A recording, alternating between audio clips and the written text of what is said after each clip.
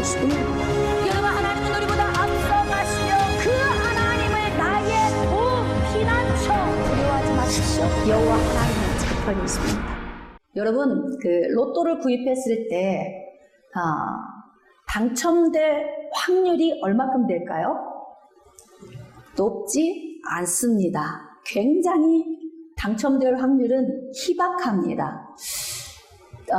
우리가 인생을 살아가면서 일이 좀 잘 안 풀리고 척척 일이 맞아떨어지지 않을 때, 또 사람들과 함께 어우러져서 살 때 호흡이 서로 맞지 않을 때 우리는 이런 말을 합니다. 로또야, 이렇게 말을 하죠.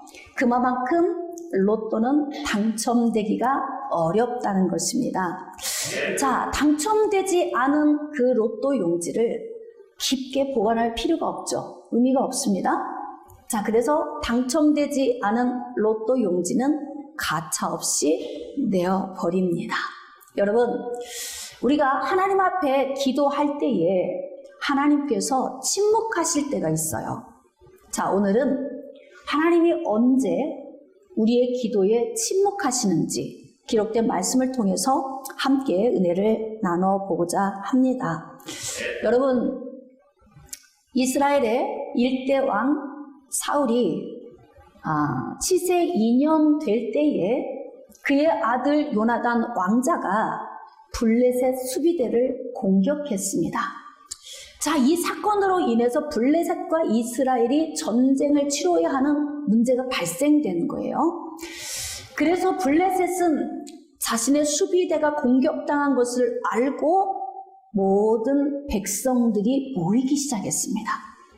자, 이 상황을 지켜보면서 사울 왕이 이스라엘 백성들을 또 불러 모은 것입니다.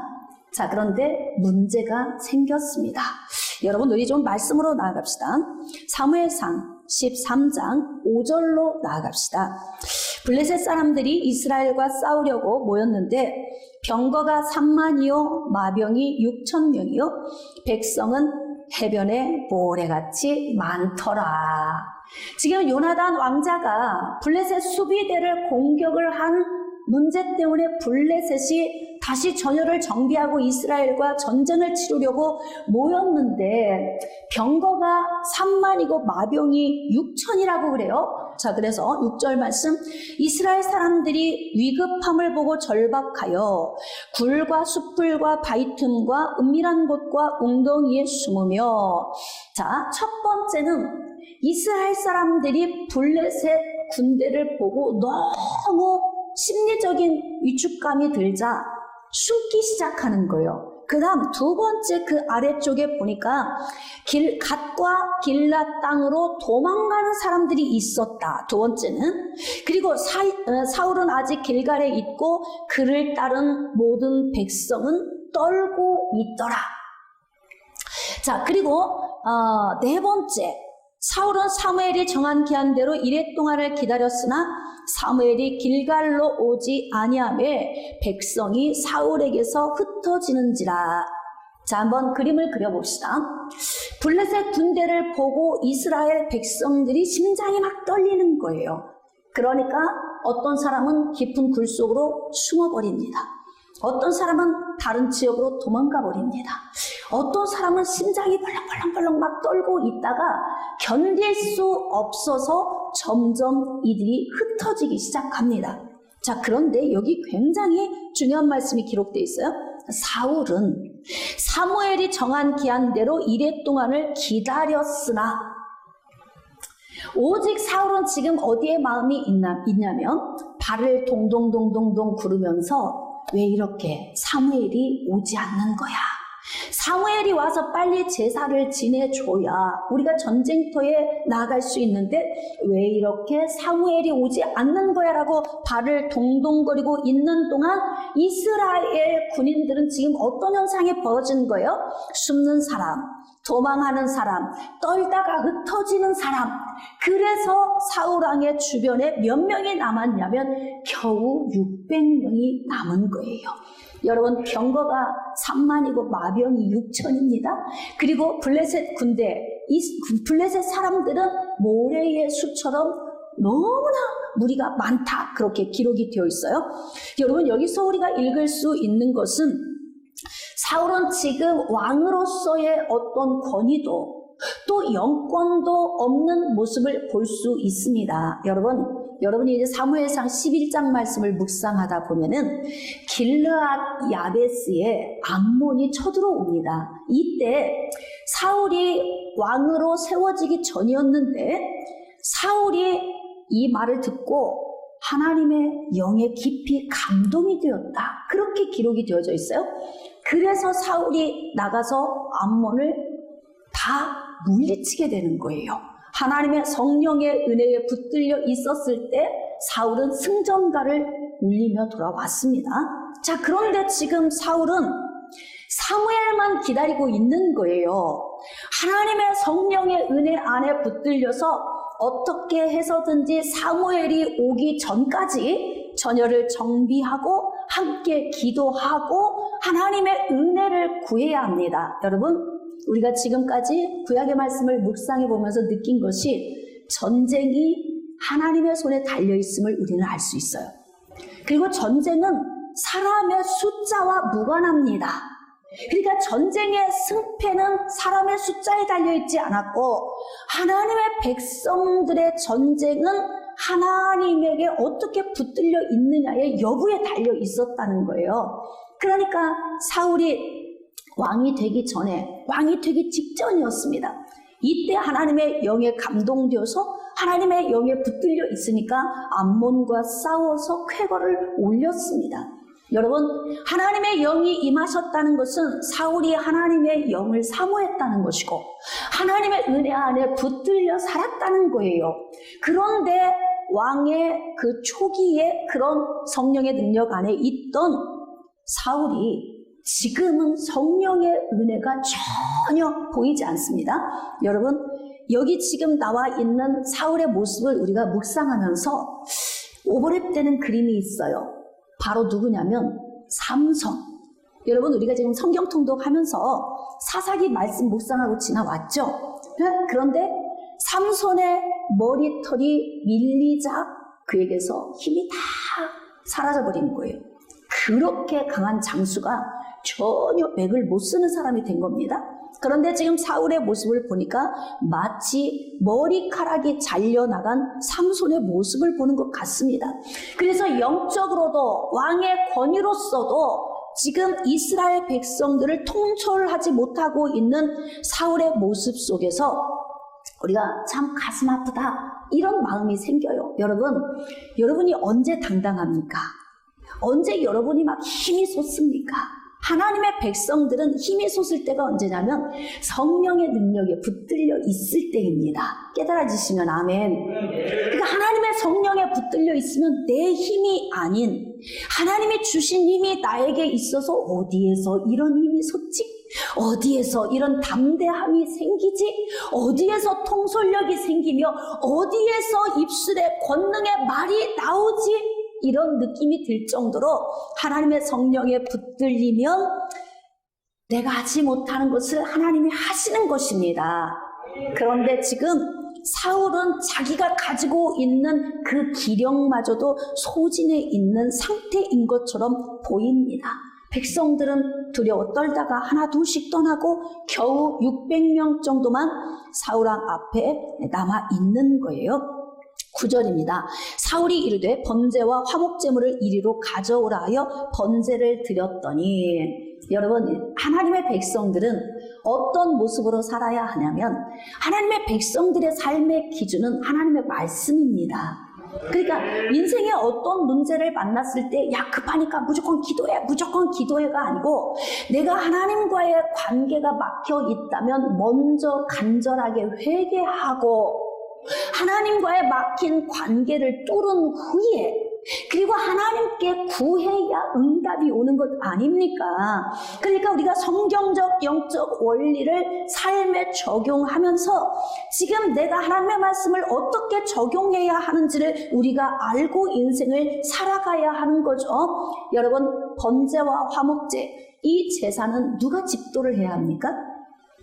선지자, 제사장, 왕, 누가 해야 하는 거예요? 제사장이 해야 하는 겁니다. 제사는 아무나 와서 집도할 수 없어요. 제사는 제사장만 하는 거예요. 이것은 하나님이 정해놓은 법칙입니다. 그러니까 이걸 영적 원리라고 하는 거죠. 그러니까 사무엘이 언제 오나를 기다리지 말고 반드시 사무엘은 기도하는 사람이고 하나님의 영에 붙들려 있는 사람이기 때문에 하나님이 사인 주면 올 거예요. 그러니까 거기에 마음 두지 말고 지금 내가 전쟁터에 나아가 되는 이 상황에서 어떻게 이스라엘 백성들을 잘 마음을 용기 있게 만들어서 나갈 것인가, 영적으로 왕의 또 권위를 통해서 이스라엘 백성들을 통솔해야 하는데 오직 사무엘만 기다리고 있으니 마음이 얼마나 조마조마합니까? 여러분, 하나님께서 일을 하실 때는 항상 은행 문 닫기 5분 전에 역사하십니다. 그러니까 여러분들이 마음을 막 조마조마 초조해하지 말고 믿음을 가지고 기다리셔야 하는 거예요. 우리 아이 등록금이 없어요. 하나님 어떻게 해요? 응답이 안 오는 것 같아요. 그래도 믿음을 가지고 은행에 가서 앉아 있는 거예요. 8분 전, 7분 전, 6분 전이에요. 그래도 믿음을 잃지 않고 반드시 하나님은 나를 실망시키지 않으신다. 그러니까 하나님은 반드시 역사하신다. 이 믿음을 가지고 있는 거예요. 하나님은 반드시 하십니다. 그랬더니 5분 전에 띵동 하고 문자가 오는 거예요. 보니까 등록금이 들어오는 것입니다. 여러분, 이런 경험을 혹시 체험한 적 있으십니까? 그러니까 하나님을 신뢰할 때는 의심하지 말고 온전히 신뢰해야 하는 거예요. 그래서 하나님의 역사하심은 스릴 있게 하신다. 그러니까 지금 블레셋과 대치하고 있지만 마음은 초조하고 조급할 수 있지만 하나님의 말씀을 넘어서 행동을 하는 것은 굉장히 어리석은 거예요. 자, 그런데 사무엘이 오지 않으니까 사울 왕이 제사를 집도해버린 것입니다. 이것을 지금 하나님이 지켜보고 계시잖아요. 하나님이 지켜보고 계시면서 안 맞아. 너무 안 맞아.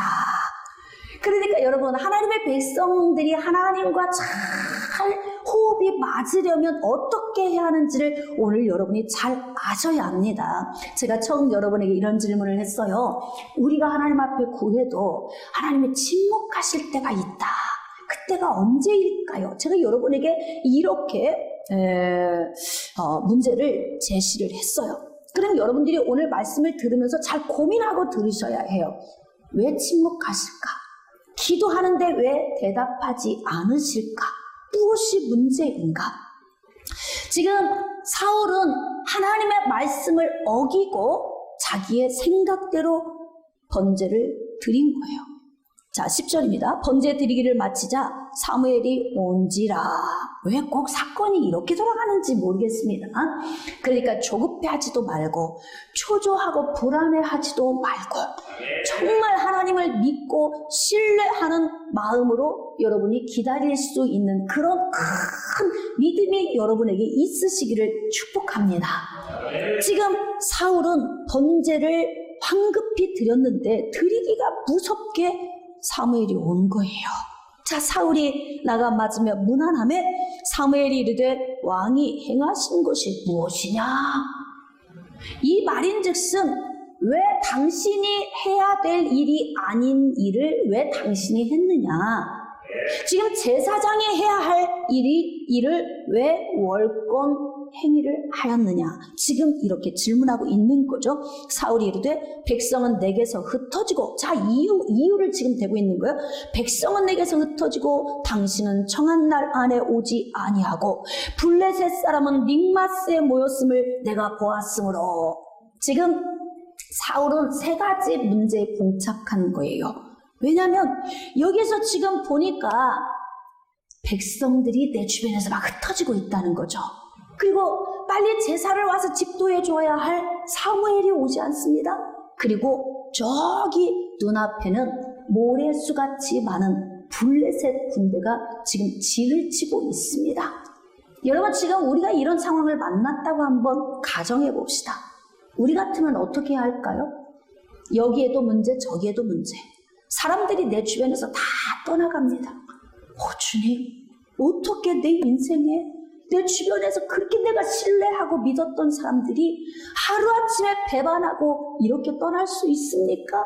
그 문제를 보니까 심장이 벌렁벌렁한 거예요.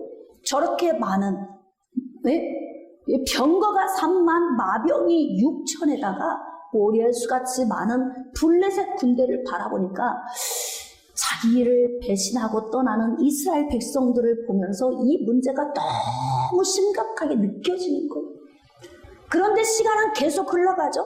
시간이 흘러갈수록 이스라엘 백성들은 하나둘씩 계속 두려워 떨다가 떠나가지요. 그리고 앞에 보니까 대적들은 가득해 보이죠. 지금 여기에서 진퇴양난에 빠진 거예요. 사울 왕이. 여러분, 우리가 이런 문제를 만났다면 어디를 바라봐야 할까요? 이제 믿음의 싸움이 여기서 시작되는 거예요. 문제만 바라보면은 이 문제에서 우리는 승리할 수 없습니다. 그러니까 지금 사울은 영적으로 전혀 깨어져 있지 않아요. 너무 무뎌져 있는 걸 볼 수 있어요. 여러분, 전쟁은 여호와께 속해 있습니다. 전쟁의 승패는 사람의 숫자에 달려 있지 않습니다. 하나님이 도우시느냐 도우시지 않느냐에 달려 있는 거예요. 이게 하나님의 백성들에게는 적어도 이런 정도의 지식은 가지고 있어야 합니다. 그러니까 지금 우리가 싸워야 할 산적한 문제 가운데에서 여기서 우리가 고개를 들고 하나님을 바라보면서 하나님 보시죠. 우리는 열악합니다. 숫자도 적습니다. 그러나 제가 여기서 기도하면서 사무엘을 기다릴 것입니다. 그리고 하나님을 신뢰할 것입니다. 애굽에서 나올 때에 광야에서 먹이시고 입히시고 도우신 하나님, 그리고 가나안 땅에 이끌어 오셔서 땅을 차지하게 하시고 여기까지 인도하신 하나님, 그 하나님이 우리의 하나님이시기 때문에 오늘도 문제를 보지 않고 우리를 도우실 하나님을 바라보겠습니다. 이런 마음으로, 그런 믿음으로 하나님을 바라본다면 여러분 훨씬 문제가 작아 보일 거예요. 그런데 지금 사울은 앞도 옆도 뒤도 내 주변도 다 둘러볼 때마다 이 문제가 너무 큽니다. 그만큼 사울은 영적으로 굉장히 지금 영혼의 깊은 밤에 빠져 있는 거예요. 네? 얼마나 안타깝습니까? 왜 우리를 도울 수 있는 하나님이 계시는데 왜 의지하지 못할까? 영적으로 잠을 자고 있기 때문에 그런 거예요. 그래서 지금 사울이 핑계를 대죠. 백성들은 떠납니다. 당신은 오지 않습니다. 지금 앞에는 산적한 문제 블레셋이 지금 대치하고 있습니다. 제 입장도 좀 이해 좀 해주세요. 하나님이 지금 이 광경을 보고 계십니다. 하나님이 이해해 주실까요? 자, 여러분 어떻게 생각하세요? 하나님이 이해해 주실까요? 천만의 말씀이요. 천만의 말씀. 여러분, 하나님의 백성들은 삶을 살 때 어떻게 살아야 하냐면 하나님이 나에게 긍휼을 베풀어 주세요라고 하는 관점으로 신앙생활을 하면 안 돼요. 그럼 어떻게 신앙생활을 해야 하냐면 하나님의 말씀이 지금 나에게 무엇을 요구하고 계시는가, 그 기준에 맞춰서 지금 내가 해야 할 일을 선택해야 하는 것입니다. 깨달아지시면 아멘. 자, 그런데 사울은 핑계를 대고 있어요. 이해해 주세요. 그럴 수밖에 없잖아요. 지금 상황이 그렇잖아요. 이런 광경을 하나님이 지금 지켜보고 계시는 거예요. 자, 12절입니다. 이에 내가 이르기를 블레셋 사람들이 나를 지려 길갈로 내려오겠거늘 내가 여호와께 은혜를 간구하지 못하였다 하고 부득이하여 범죄를 드렸나이다. 이해해 주세요. 핑계를 대는 거죠. 사무엘은 이해할 수 있어요. 그러나 하나님은 이해하지 않으십니다. 무엇을 보아할까요?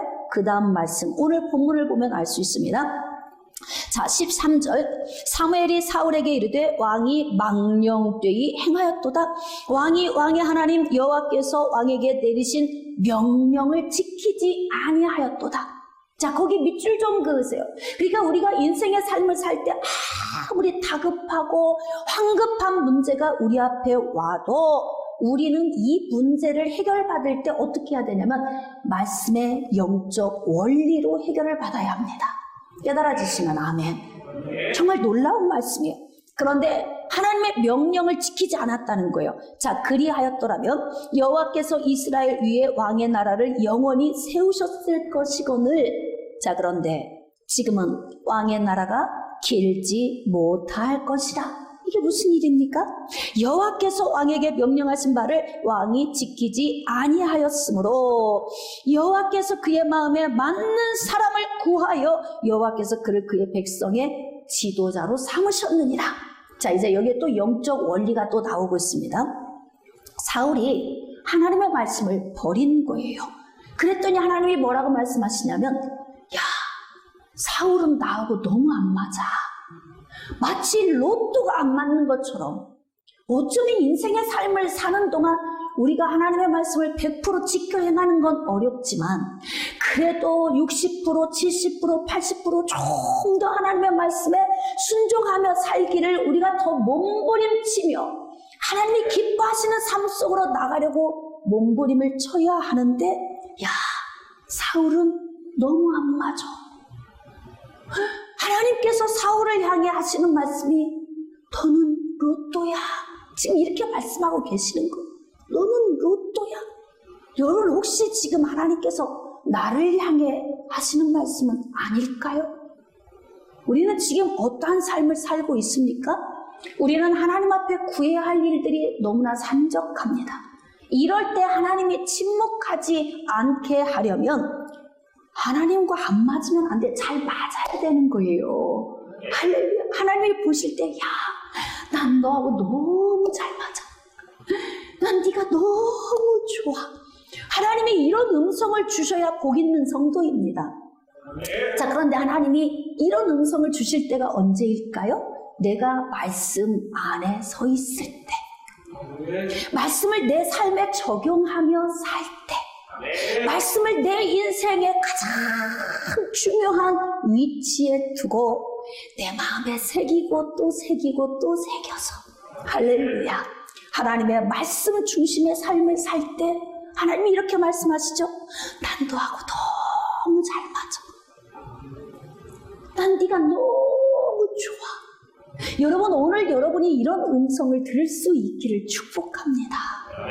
그런데 지금 하나님께서는 사울을 보시면서 안 맞아. 너무 안 맞아. 넌 로또야. 지금 이렇게 말씀하고 계시는 거예요. 그래서 어떡하느냐? 그의 마음에 맞는 사람을 다시 선택을 하셨다는 거예요. 마음에 맞는 사람. 하나님이 보실 때 마음에 맞는 사람. 그 사람이 다윗 아닙니까? 그러고 보면 다윗은 하나님의 말씀 안에 붙들려 있다는 걸 우리가 여기서 알 수가 있어요. 자, 이 사건 이후 하나님께서 사울의 기도에 침묵하시는 장면이 어디에 나오냐면, 자, 14장 36절로 나아갑시다. 14장 36절. 자, 이제 연장선상에서 우리가 좀 이해를 합시다. 여러분, 사울의 사람들은 600명만 남아있고, 그리고 지금 블레셋과 대치하고 있어요. 이제 전쟁을 치러야 하는 것입니다. 자, 이런 상황에서 사울이 얼마나 마음이 궁급하겠습니까? 자, 그래서 36절. 사울이 이르되 우리가 밤에 블레셋 사람들을 추격하여 동틀 때까지 그들 중에서 탈취하고 한 사람도 남기지 말자. 참 또 이상하죠. 여기에서 보면 사울이 하나님께 질문을 안 합니다. 하나님, 이 전쟁을 치룰까요 말까요? 블레셋을 칠까요 말까요? 자, 이 말을 들으니까 생각나는 사람이 있죠? 아주 기도를 문제 있을 때마다 구했던 사람이 있어요. 누구예요? 다윗이잖아요. 다윗. 그런데 사울은 구하지를 않아요. 지금 이미 하나님에게 버림을 받았습니다. 그리고 하나님께서는 마음에 맞는 사람을 선택하셨다고 말씀하고 계세요. 자, 그러니까 이때라도 좀 정신을 바짝 차리고 하나님께 조금 더 마음을 조아리고 더 겸손함으로 하나님께 나아가서 영적인 삶을 회복하면 하나님의 마음이 돌아오실 수도 있다. 있다 없다? 있습니다. 할렐루야. 그러니까 우리가 인생의 삶에 하나님이 나를 버린 것 같아, 나 하나님이 잘 느껴지지 않아, 그랬다고 절망하거나 좌절하지 마시고 여러분이 다시 저절하게 하나님 앞에 회개하고 주님 앞에 돌아가면 하나님이 다시 또 사랑을 주셔요.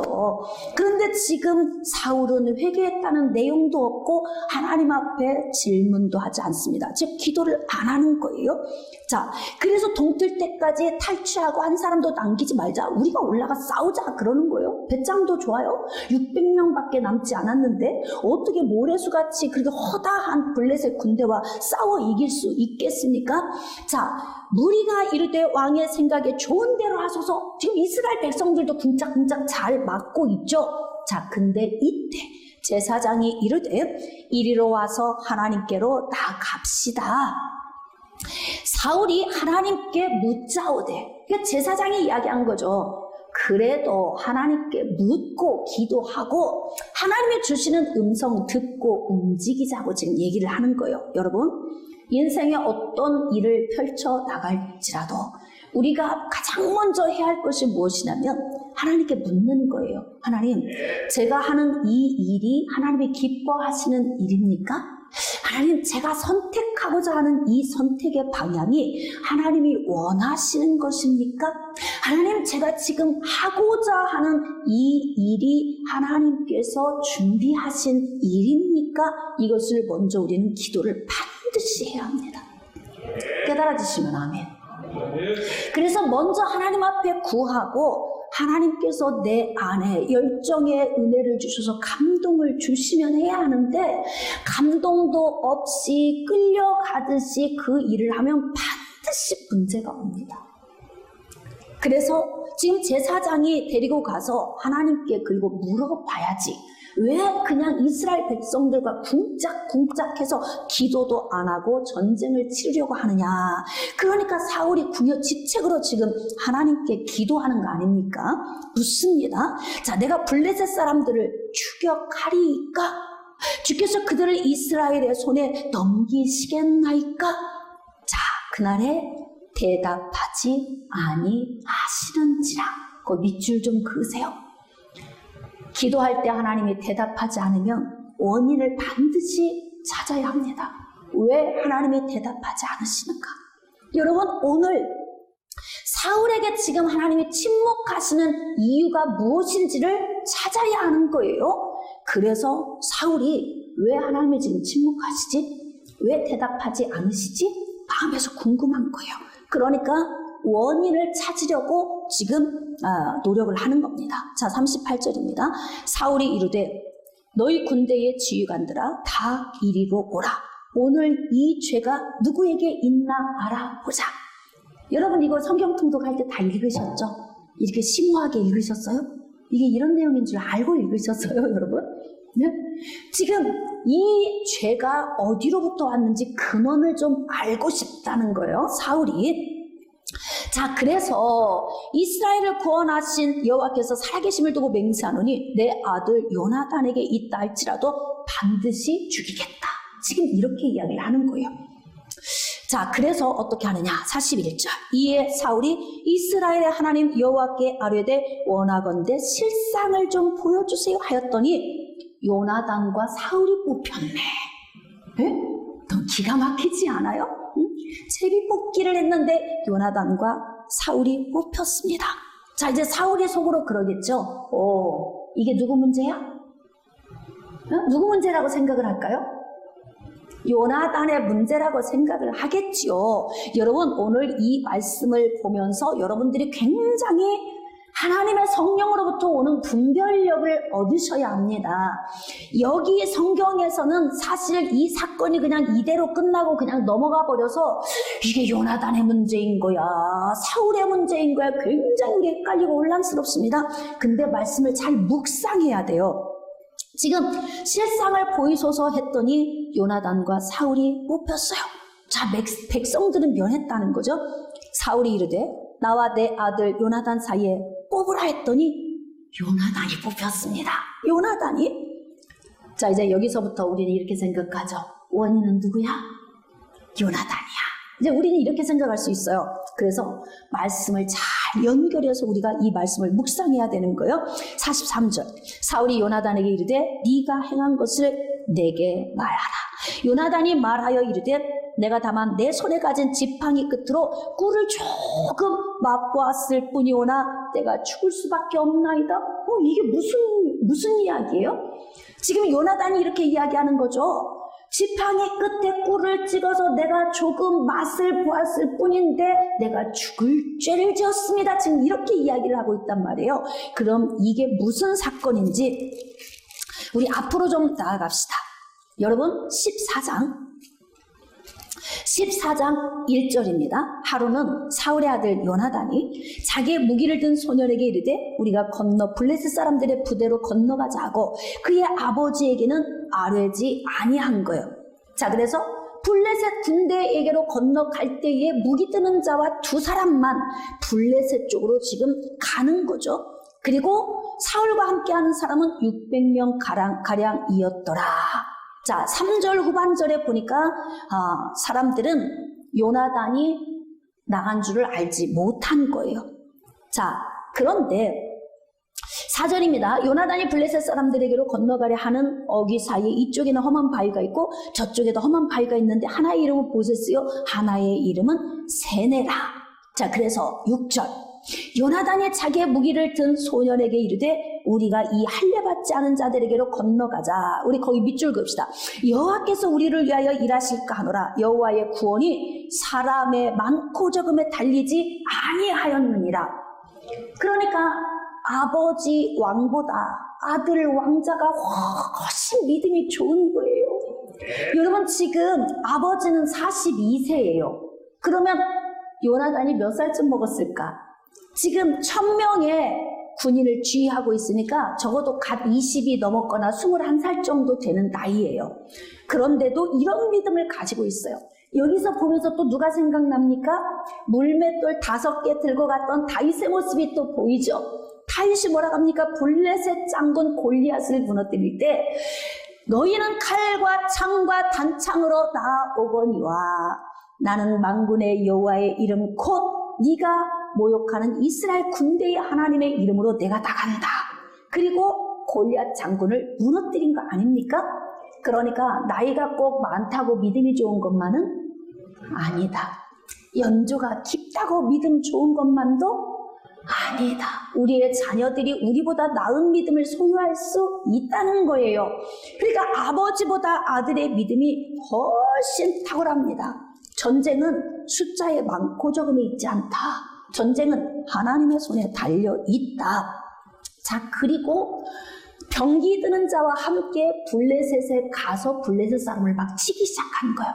그래서 한 20명쯤 치는데 갑자기 보니까 저쪽 블레셋에서 사람들이 이리저리 막 흩어지는 것이 사울의 눈에 보이는 거예요. 야, 누가 우리 군대 가운데서 나간 사람이 있느냐?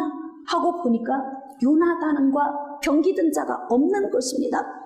자, 그러니까 이스라엘 백성들이 사울왕의 진두지휘로 블레셋 진영으로 갔더니요, 하나님을 의지하고 나간 요나단의 이 싸움에 하나님의 성령이 함께 하시니까 블레셋 장군들이 비틀비틀 하더니 자기네들끼리 막 서로 치고받고 죽고 난리가 난 거예요. 그러니까 두려워서 막 블레셋 군대가 도망을 가니까 이스라엘 백성들이 추격을 한 겁니다. 자, 추격을 하고 돌아왔습니다. 그리고 다시 또 지금 싸움을 싸워야 하는데 어떤 일이 벌어졌냐면, 자, 24절. 이날에 이스라엘 백성들이 피곤하였으니, 왜 피곤해요? 블레셋 군대를 뒤쫓았으니까 피곤하잖아요. 자, 이는 사울이 백성에게 맹세시켜 경계하여 이르기를 저녁 곧 내가 내 원수에게 보복하는 때까지, 거기 밑줄 그으세요. 아주 중요한 말씀이 기록되어 있어요. 아무 음식물이든지 먹는 사람은 저주를 받을지어다. 좀 사울을 이해하기가 좀 어려워요, 여러분. 사울이 인생의 삶을 사는 걸 보면 좀 미성숙한가? 여러분, 지금 군인들이 전쟁에 나가 싸우려면 어떻게 해야 합니까?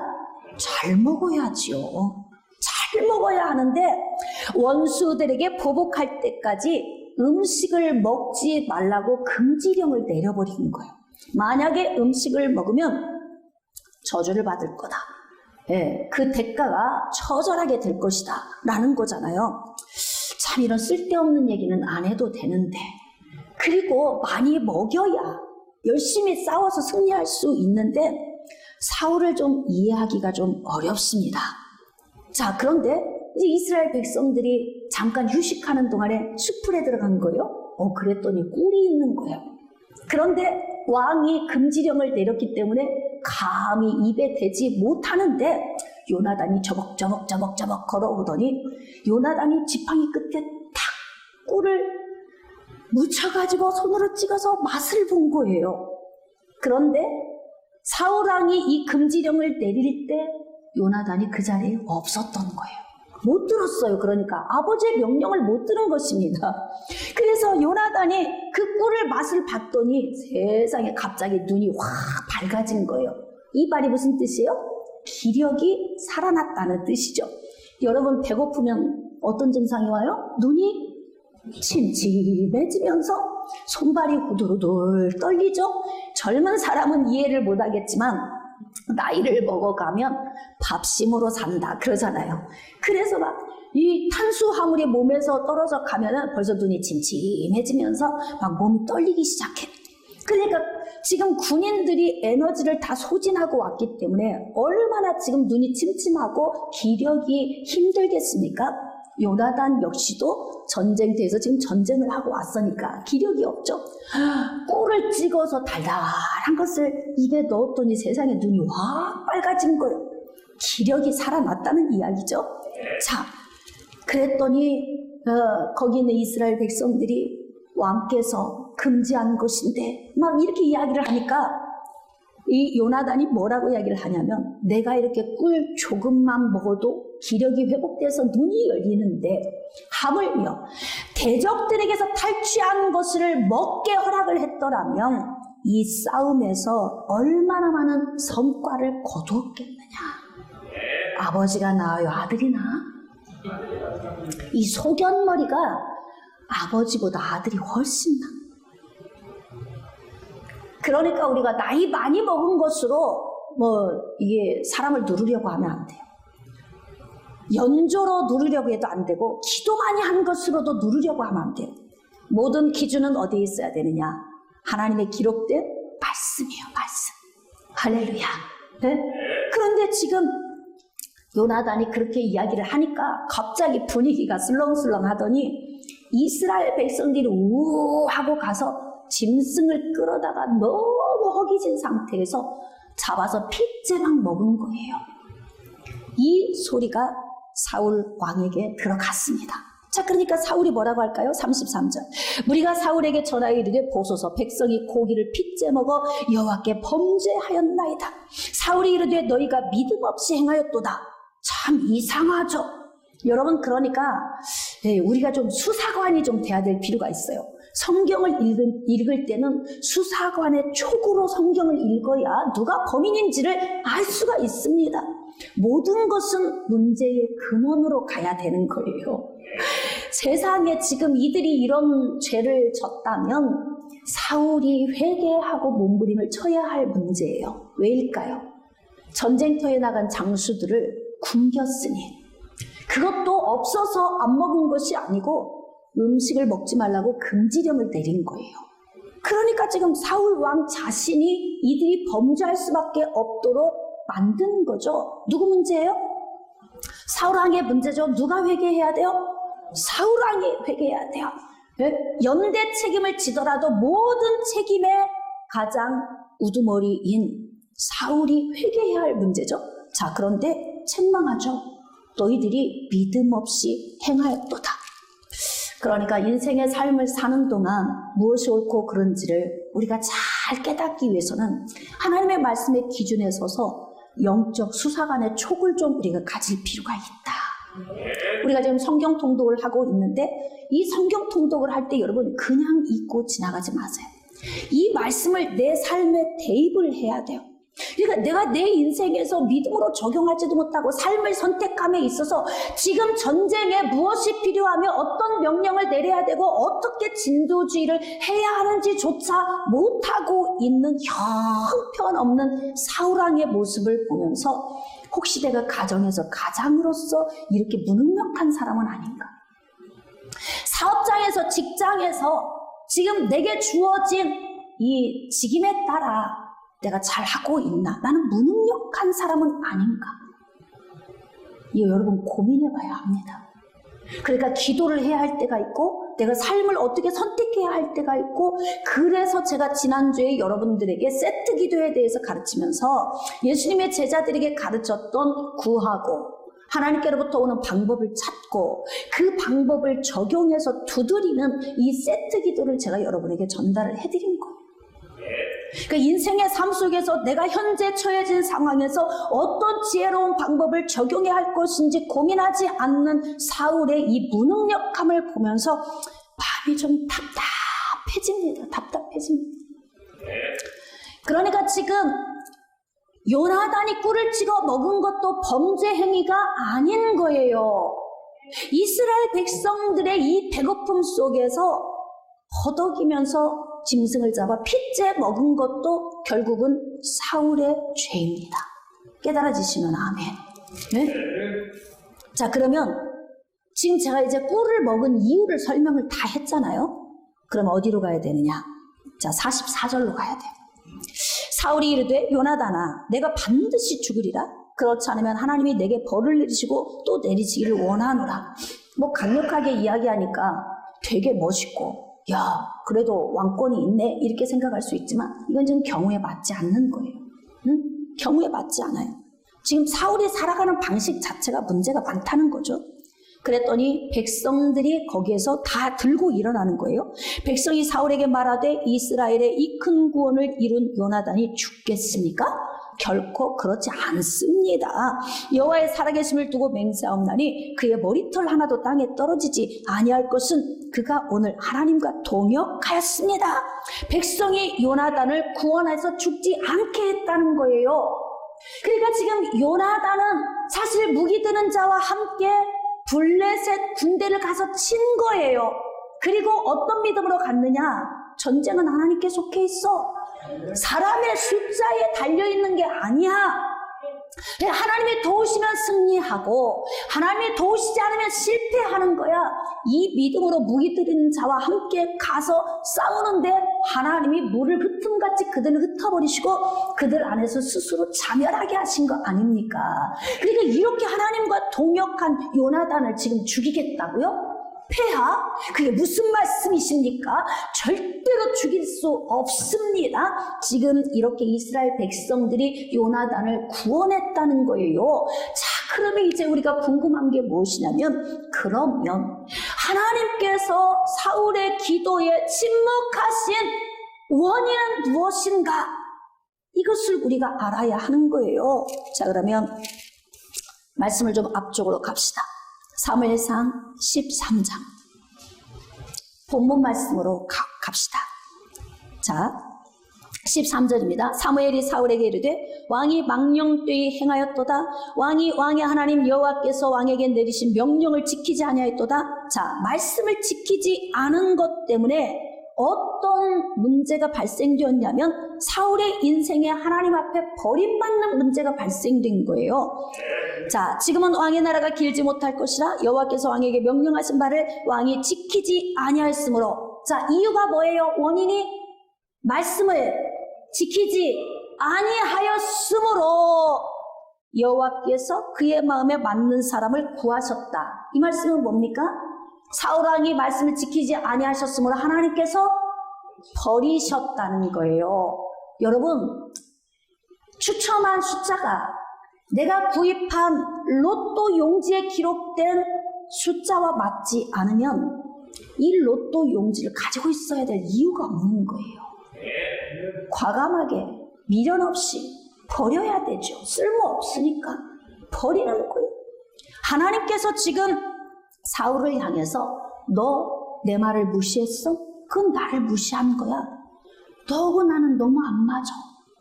로또야. 그러니까 난 너를 버려. 그래서 다윗을 선택한 것 아닙니까? 그러니까 하나님이 언제 우리의 기도에 침묵하시냐면 버림받았을 때 침묵하십니다. 언제 버림받습니까? 하나님의 말씀을 내가 버렸을 때 하나님도 나를 버리십니다. 그 중요한 말씀 한 절만 보고 좀 마무리를 합시다. 자, 15장, 사무엘상 15장. 아말렉과의 전투에서 사울이 하나님의 말씀을 버린 사건을 여러분이 잘 아실 거예요. 사무엘상 15장을 집에 가서 좀 묵상하시고 제가 결론적인 부분만 여러분에게 다루도록 하겠습니다. 사무엘상 15장 자 23절 이는 거역하는 것은 점치는 죄와 같고 완고한 것은 사신 우상에게 절하는 죄와 같음이라. 왕이 여호와의 말씀을 버렸으므로 그 밑줄을 그으세요. 왕이 여호와의 말씀을 버렸으므로 A이기 때문에 B이다. A는 원인이고 B는 결과입니다. 그러니까 하나님의 말씀을 사울이 버렸기 때문에 여호와께서도 왕을 버렸다는 거예요. 그러니까 하나님께서 사울을 보면서 너하고 나는 왜 이렇게 안 맞냐? 너무 안 맞아? 너는 꼭 로또야? 지금 하나님이 이렇게 말씀하시는 거예요. 그러니까 우리가 하나님과 맞으려면 어떻게 할까요? 하나님의 말씀을 붙들고 이 말씀을 삶에서 적용하며 사는 것이 이게 하나님과 호흡이 척 맞아 떨어지는 거예요. 깨달아지시면 아멘.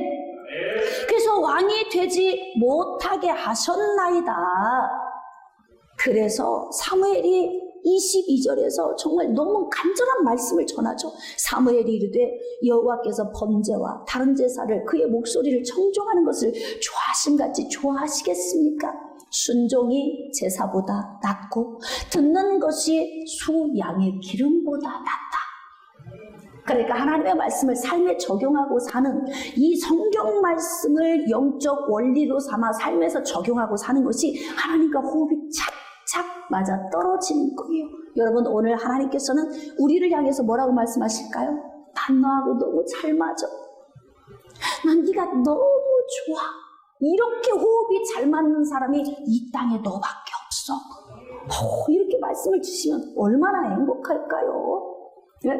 사울은 이 밤에 오늘 말씀 속에는 너는 로또야. 안 맞아. 그래서 나는 너를 버리는 거야. 이 음성을 듣고 있는 중에 우리는 어떤 음성이 들려옵니까? 말씀을 좀 정리하겠습니다. 여러분 하나님은 어떤 사람을 존귀히 여기냐면 하나님의 말씀을 귀하게 여기는 사람, 하나님의 말씀에 순종하는 사람, 그런 사람을 하나님이 벌벌 떨고 사랑하시는 거예요. 그러니까 마음에 맞는 사람이 있다는 거죠. 다윗 같은 사람, 오늘 또 누구 같은 사람? 나 같은 사람 하고 싶은데 못하겠죠? 왜 못하겠죠? 여러분 지금 띵긋이 지금 웃고만 있는데 다윗 같은 사람? 바로 나 같은 사람. 이렇게 고백할 수 있는 여러분이 되시기를 주님의 이름으로 축복합니다.